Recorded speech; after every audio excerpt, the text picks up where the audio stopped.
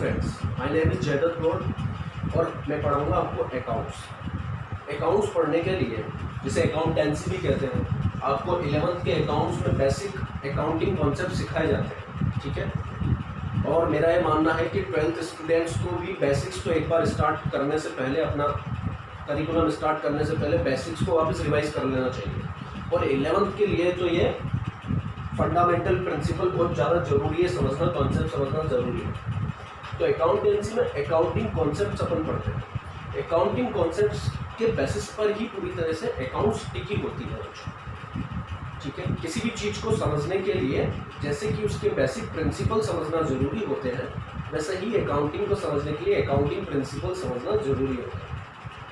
Accounting principle में सबसे महत्वपूर्ण, सबसे इम्पोर्टेंट प्रिंसिपल और कॉन्सेप्ट वो मैं आपको आज पढ़ा रहा हूँ, जिसके बेसिस पर ही पूरी अकाउंटिंग टिकी होती है। कहने का मतलब जो अकाउंटिंग की जाती है बिजनेस की, डेबिट क्रेडिट, किसको डेबिट करना है, किसे क्रेडिट करना है, बुक्स ऑफ अकाउंट्स कैसे बनाने हैं, प्रॉफिट एंड लॉस कैसे बनाना है, बैलेंस शीट कैसे बनाना है, यानी कि जो मेन फंडामेंटल प्रिंसिपल्स है, उसको समझने के लिए भी सबसे ज़्यादा ज़रूरी है इस कॉन्सेप्ट को समझना। ये अकाउंट्स में सबसे पहले पढ़ाया जाता है ताकि आप अच्छी तरह से समझ पाओ कि बिजनेस क्या है और ऑनर क्या है। आप समझते हो बिजनेस ही ऑनर है और ऑनर ही बिजनेस है, ऐसा नहीं है बच्चों। बिजनेस स्टार्ट तो ऑनर करता है, बट बिजनेस ऑनर से बिल्कुल अलग है। क्यों? ये कॉन्सेप्ट कहता है अकाउंटिंग, यदि आपको अकाउंटिंग करनी है अपने बिजनेस की, अकाउंटिंग प्रिंसिपल के बेसिस पर करनी है, तो आपको इस कॉन्सेप्ट को अपनाना पड़ेगा और अपने ओनर को बिजनेस से अलग मान के चलना पड़ेगा। आई मस्ट से बिजनेस को अपने ओनर को अलग करके चलना पड़ेगा। तो सर कॉन्सेप्ट क्या है, नाम तो बताइए। कॉन्सेप्ट का नाम है बेटा separate entity concept. Separate entity concept ये एक अकाउंटिंग कॉन्सेप्ट है जिसे अकाउंटिंग के लिए सबसे पहले पढ़ा जाता है। नाम से ही पता चल रहा है ये एंटिटी को बिजनेस के ओनर से बिल्कुल सेपरेट करके चलता है, बिल्कुल अलग करके चलता है, ठीक है। एंटिटी को सेपरेट करता है बिजनेस के ओनर से, ठीक है, इसीलिए इसका नाम है सेपरेट एंटिटी कॉन्सेप्ट। अच्छा सर, इतनी बात समझ में आ गई। सर कैसे सेपरेट करता है? सेपरेशन का आधार बेसिस ये है कि जो बिजनेस अकाउंटिंग करेगा ना, ये अकाउंटिंग कॉन्सेप्ट है। Yes sir. तो बिजनेस जो अकाउंटिंग करेगा, बिजनेस के एक्सपेंसेस की और बिजनेस के इनकम्स की ही करेगा। बिजनेस अपने बिजनेस के एक्सपेंसेस और बिजनेस के इनकम की ही अकाउंटिंग करेगा। ऑनर के एक्सपेंसेस और ऑनर की इनकम को बिजनेस के बुक्स ऑफ अकाउंट्स में रिकॉर्ड नहीं किया जाए, उसे सेपरेट करके देखा जाए। बिल्कुल। क्यों सर, ऐसा क्यों? बिजनेस तो ऑनर का ही है, ऐसा क्यों होता है? ऐसा इसलिए होता है बेटा ताकि बिजनेस के बुक्स ऑफ अकाउंट्स सही और उचित स्थिति प्रकट करें, यानी कि true and fair view reflect करें। ट्रू एंड फेयर व्यू क्या होता है sir? True and fair view मतलब ये होता है कि बिजनेस के अकाउंट्स में केवल बिजनेस का ही प्रॉफिट दिखाई दे, ओनर का नहीं, ओनर के पर्सनल एक्सपेंसेस नहीं, ओनर की पर्सनल इनकम नहीं, यानी कि बिजनेस की प्रॉफिट एंड लॉस में बिजनेस का ही खर्चा दिखाई दे और बिजनेस से रिलेटेड ही इनकम दिखाई दे। बिजनेस का मतलब बिजनेस से रिलेटेड, ओनर से रिलेटेड नहीं। सर थोड़ा सा क्लियर करके, जैसे कि ओनर सिनेमा देखने गया, पिक्चर देखने गया, फिल्म का टिकट लिया, कॉक लिया, पॉपकॉर्न लिया, समझ गए होंगे आप, बहुत सारे एक्सपेंसेस, इसका पर्सनल ट्रैवलिंग का एक्सपेंसेस, इसका पर्सनल पेट्रोल का एक्सपेंसेस, इसके पर्सनल घर का किराया, ठीक है, या हाउस लोन इसलिए लिया तो उस पर दिया जाने वाला रेंट। हाँ, तो ये खर्चे किसके हैं बेटा? ये बिजनेस के ओनर के हैं। ये बिजनेस के ओनर को अपने बिजनेस में चार्ज नहीं करने चाहिए। यदि ये खर्चे बिजनेस में चार्ज कर देता है, आई बस से बिजनेस के प्रॉफिट एंड लॉस में अपने पर्सनल एक्सपेंसेस दिखा देता है, तो उसके कारण बिजनेस का प्रॉफिट रिफ्लेक्ट होगा, बिजनेस का प्रॉफिट इफेक्ट होगा, नेगेटिवली इफेक्ट होगा। यानी कि उन ज़्यादा खर्चों के चार्ज होने से बिजनेस का प्रॉफिट जितना दिखाई देना चाहिए था उससे कम दिखाई देगा। बिल्कुल। तो उससे बिजनेस के बुक्स ऑफ अकाउंट्स और profit and loss accounts true and fair view reflect नहीं करेंगे। True and fair view reflect होना जरूरी है बेटा। क्यों? क्योंकि बिजनेस को देखकर, बिजनेस के बुक्स ऑफ अकाउंट्स को देखकर ही बिजनेस में इन्वेस्टर इन्वेस्ट करते हैं। बिजनेस को बैंक और फाइनेंशियल इंस्टीट्यूशंस लोन देते हैं। बिजनेस के जितने भी स्टेक होल्डर्स हैं जो बिजनेस के साथ एसोसिएटेड है, बिजनेस के साथ जुड़े हुए हैं, वो बिजनेस को ही देखकर उसके साथ डील करते हैं, कॉन्ट्रैक्ट करते हैं। कोई भी पार्टी कॉन्ट्रैक्ट करती है तो बिजनेस के साथ, बिजनेस के अकाउंट्स को देखकर, बिजनेस की स्थिति को देखकर ही डील करती है। पर यदि पर्सनल एक्सपेंसेस ओनर के या पर्सनल इनकम इसमें चार्ज कर दी जाए तो वो मिसमैच हो जाएगा बेटा, वो बहुत मिक्सअप हो जाएगा। उसमें बिल्कुल ट्रू एंड फेयर व्यू यानी कि पूरी तरह से बिजनेस का खर्चा और बिजनेस की इनकम दिखाई नहीं देगा। अच्छा सर, इसीलिए ये कॉन्सेप्ट आया है, इसीलिए ये कॉन्सेप्ट है, या मैं कहूँगा एक फंडामेंटल अकाउंटिंग कॉन्सेप्ट है, एक मूलभूत सिद्धांत है जो अकाउंटिंग के लिए सबसे ज़्यादा जरूरी है। और इसी पर ही अकाउंटिंग डिपेंड्स भी होती है। आगे आने वाले वीडियो में अपन देखेंगे कैसे डिपेंड होती है और इस कॉन्सेप्ट को रिलेट करेंगे हर जगह।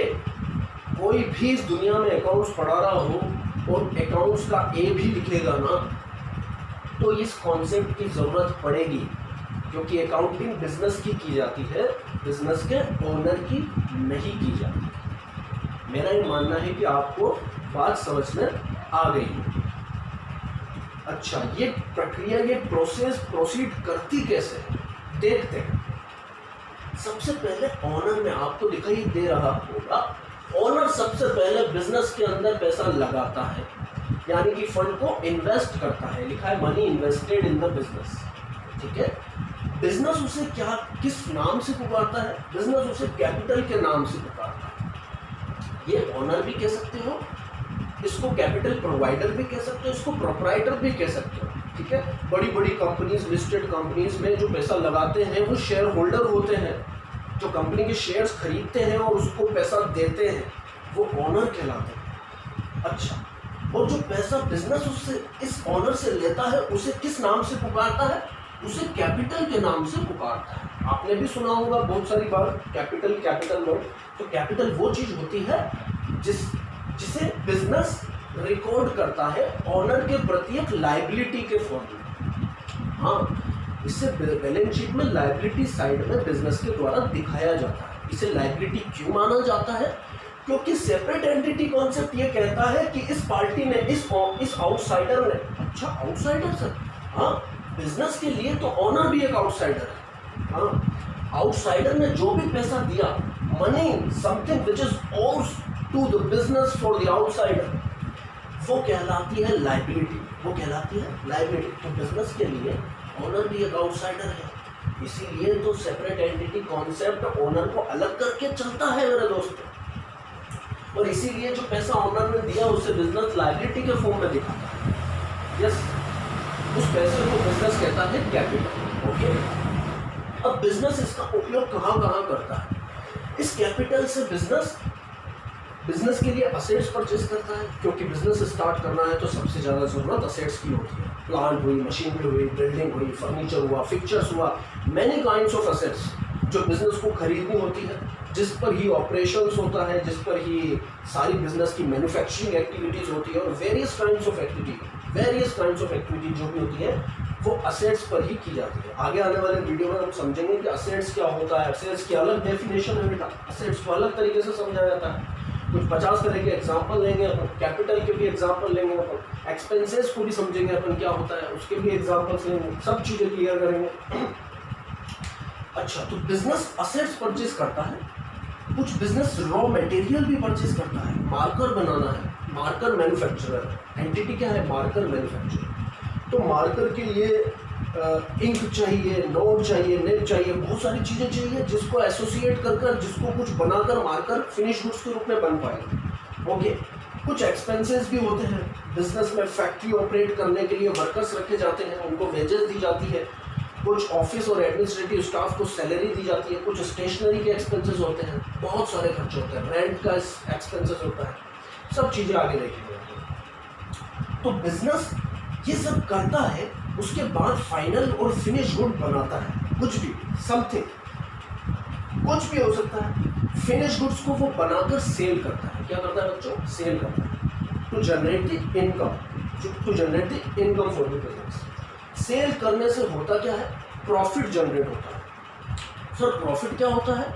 प्रॉफिट इनकम और एक्सपेंसेस का डिफरेंस होता है। बिजनेस की जितनी भी इनकम हुई है, sales is a kind of income of business, और अदर इनकम भी हो सकती है बिजनेस की, but personal income of owner की बिजनेस के लिए इनकम नहीं मानी जाएगी। ये याद रखिए, बिजनेस की ही इनकम को यहाँ पर लिया जाएगा। ओके, और बिजनेस के एक्सपेंसेस को उस इनकम में से लेस कर दिया जाएगा। यानी कि प्रॉफिट का मतलब क्या होता है? Business income, sum total of business income minus sum total aggregate total of business expenses is called profit. Okay, अच्छा, तो ये प्रॉफिट तो बिजनेस का है सर।